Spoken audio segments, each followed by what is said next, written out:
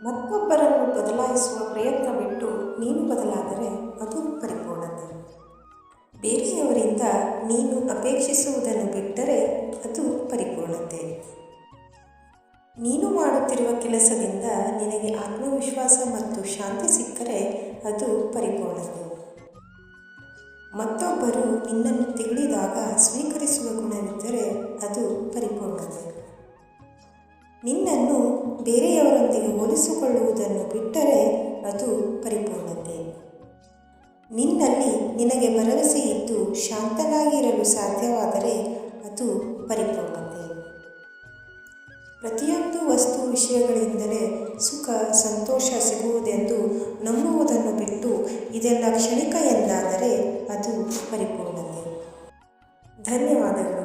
ಈ ಮಾಹಿತಿ ನಿಮಗೆ ಇಷ್ಟ ಆಯಿತು ಅಂದರೆ ವಿಡಿಯೋವನ್ನು ಲೈಕ್ ಮಾಡಿ, ಶೇರ್ ಮಾಡಿ, ಹಾಗೆ ಚಾನೆಲನ್ನು ಸಬ್ಸ್ಕ್ರೈಬ್ ಮಾಡಿ.